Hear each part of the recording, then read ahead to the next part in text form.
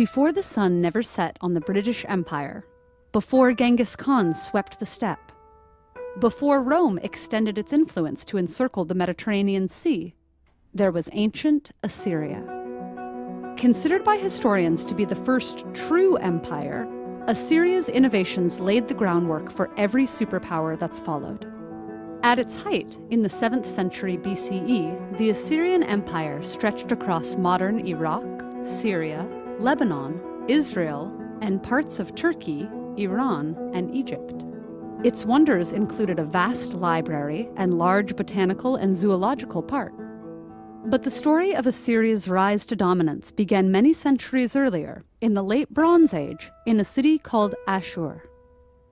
Ashur was a tin and textiles trading center located along the Tigris River in northern Iraq. It shared its name with a god thought to be an embodiment of the city and later of the entire empire. For the administration-minded Assyrians, politics and religion were closely linked.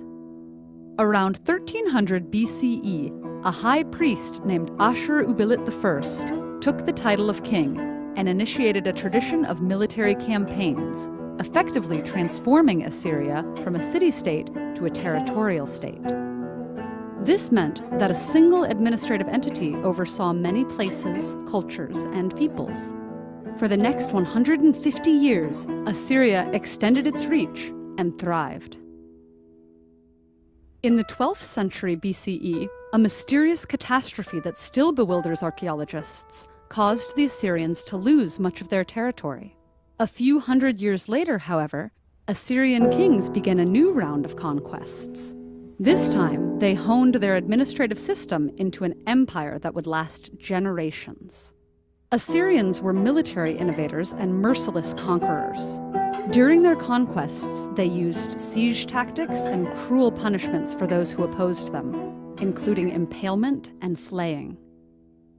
The growth of their empire was due in part to their strategy of deporting local populations, then shifting them around the empire to fulfill different needs.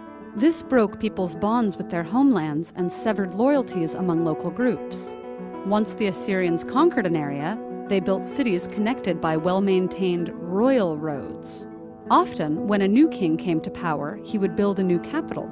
With each move, new palaces and temples were erected and lavishly decorated.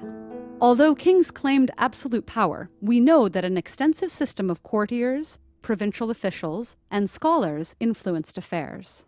At least one woman, Samuramat, ruled the kingdom. Assyrian rulers celebrated their military excursions by having representations of their exploits carved into the walls of their newly built palaces.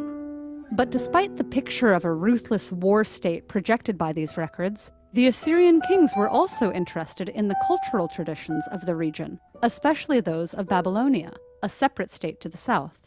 Babylonia had been a cultural leader for millennia, stretching back to the beginning of writing at the end of the 4th millennium BCE.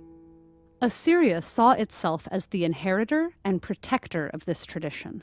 Assyrian rulers supported scholars in specialities ranging from medicine to magic, and the capital cities, like Nineveh, were home to elaborate parks and gardens that housed plants and animals from around the empire.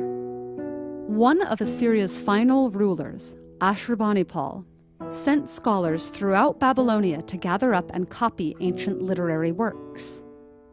Ashurbanipal's library took the form of clay tablets inscribed with cuneiform in the languages of Akkadian and Sumerian.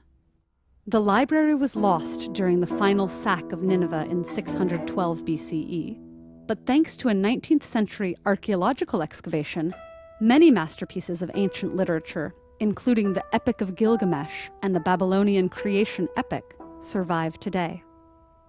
After centuries of rule, the Assyrian Empire fell to the Babylonians and Medes between 612 and 609 BCE. Yet the innovations that the Assyrians pioneered live on.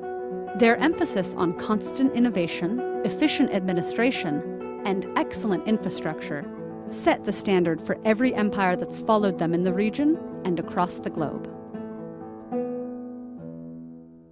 Are there certain things that all empires have in common? Across cultures and continents, what themes keep resurfacing?